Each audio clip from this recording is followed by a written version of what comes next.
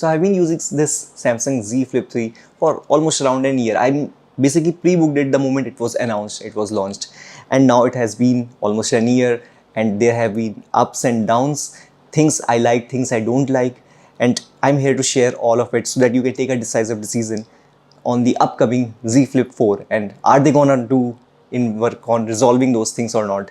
So the best part about this is its form factor. This is very important, guys. Trust me, this was the most, I would say, differentiating factor. Since it folds, and as you know, the phones are getting bigger than ever.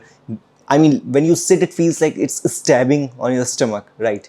So this phone doesn't feels like you are actually having something in your pocket. It's a bit bulky, true, but a pocket can handle a bit thicker stuff because you can put even wallets in your first pocket, in the front pockets. But this phone doesn't feel like when you are driving, when you are riding a bike or anything, walking, sitting, ducking, down, bending, anything.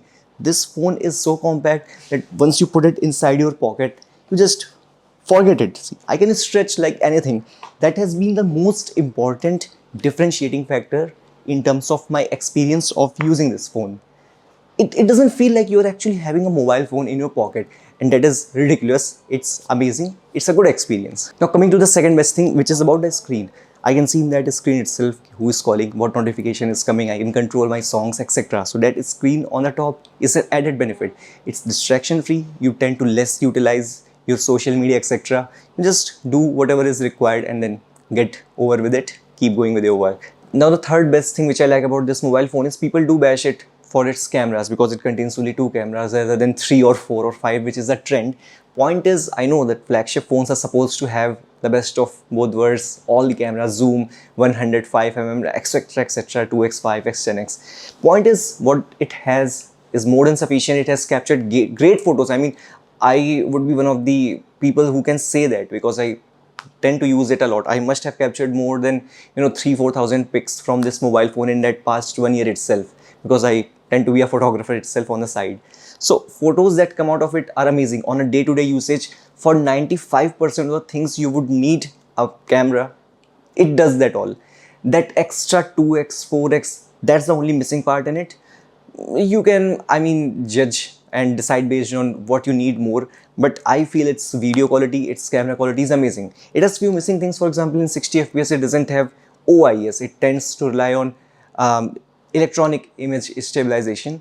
So those few quirks here and there, but it has 4K on all front, back, all 3 cameras, and quality coming out of front camera is amazing. Point is its form factor. It's small, it's broken into 2 pieces. This phone is actually split into 2 pieces. So it's difficult to get all that tech inside without that camera bump. This doesn't have a camera bump, by the way. That is a very common trend of all mobile phones, but this doesn't have a camera bump. So I can show you pics and you can decide for yourself if this feels like a true flagship or not in your hands, because what you have in your hands is actually the best camera that you have at any point of time, right? Now coming to the fourth point which I like about it is its screen. It's bright. I know it's a new tech, it's foldable. It's supposed to have a bit disadvantages like the maximum brightness you can go, etc, etc. But that crease and all, I have not faced an issue at all. It has been wonderful.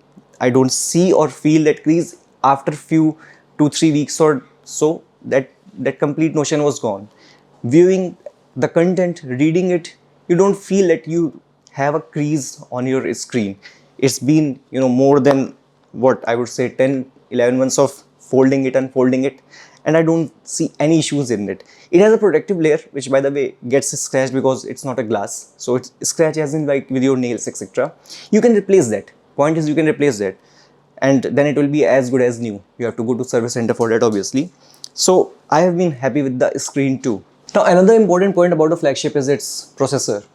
I don't feel that I feel any issues in its processing power. I know it's a bit underclocked compared to what the Snapdragon 888 could do, but then again, this was the first time they introduced a flagship processor in their this Z Flip 3 series. So that is amazing. It gives you performance. I have edited few photos in this, videos not too much, a little bit of here and there on Premiere, but photos editing on Lightroom has been amazing. So I could say that they have not undercut its performance by much, and I'm pretty sure going forward it will improve.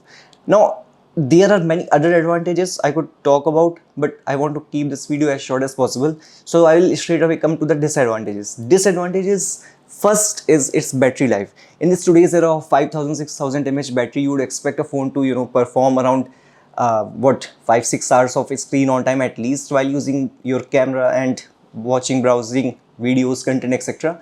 But this phone underperforms at that segment, definitely because it is in the 3000 series, I think 35-3600 mAh of battery. And that does feel important, because if you are traveling, you feel a need to carry your power bank if you are using your mobile phone a lot for clicking photos, taking videos, navigation by the way. And in the daylight, broad daylight, you would bump up your screen brightness, so that battery life, I would love to see the performance above 4000, at least going battery above 4000, the total capacity.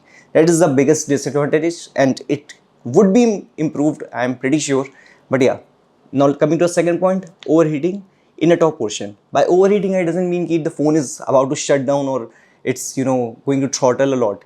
Point is, there is a lot of component, lot of processing going on in the top part itself. That is where the processor is situated, and that tends to get heated. That is where the camera is situated. So if you are using your camera for video and this stuff, this front top portion where the screen is, it overheats a little bit. That doesn't feel uncomfortable if you are using a official case like this Samsung one. By the way, this is very important. You should use this silicone Samsung case. It protects your phone, provides you an ultimate grip. That is the first thing which everybody says is, while holding this grip this case provides, that is next level. I don't think so any other cases could match that. It's expensive, but it has lasted me, and it could last me at least 2-3 more months, based upon, I could see some wear and tear here and there. I will show you closed look, but it has been so far good. So that heating in the top portion, that could be improved by shifting more components on the bottom half, maybe at later point of time. But no, it has been sensible too, because you are holding your mobile phone from the bottom. So if it heats at the bottom, that feels uncomfortable. If you are holding the phone from bottom and it heats in the top, it's sensible. It makes more sense, and that is what they have done. So good part there. I just hope ki it doesn't damage in the long run, because in the short run, obviously the phone will survive for 1 year, 2 year. It's all going to be good. But when process intensive things come up, I hope it can carry on that. Okay, so the third small disadvantage is its form factor. That is that its advantage, by the way. But point is, when you fold it and use it with its official case like this Samsung silicone case, it tends to become over bulky. So if you have tight jeans pocket, it creates problem in two ways, because it has a lot of grip. So inserting the phone inside your pocket and getting it out, that becomes more difficult, a bit tricky. And obviously the bulge the universal bulge it shows. So that is something to be a bit more conscious about. And that's pretty much it about the disadvantages. I don't see it lacking anywhere. A bit more enhancement in terms of cameras, resolution, frame rates, etc. Stabilization, I would say. And maybe in a later point of time they can include one more 2x 4x camera. But that's pretty much about it. I have more details I will show you in the photos, videos. You can take a decisive factor. But this phone has been great. Its performance has been flawless, and everybody, that is for sure, says that it's an eye catcher, conversation starter, and people just love to see. They are still amazed. It has been so much time these phones have been out in the market. They are still amazed how much it can do. Is it fragile? But that's the myth I try to break them in front of them. I'm saying that like it's not fragile. It has been good. I've dropped it a couple of times. So yeah, I do have dropped it, and it has survived that. Obviously it was with this cover, so it has played a lot of role in that. But so far the experience has been good. And will I be upgrading to the next upcoming Z Flip 4? I think this could run at least a year or so more, and probably in 4 there won't be much visible changes, but there will be some substantial changes, enhancement on top of that. So that will not be a big upgrade, that will be a enhancement mobile phone, and they would have ironed out few of the things. The next version 5, maybe I could, but yeah, that's all. If you have any questions, please let me know. I'd love to answer them.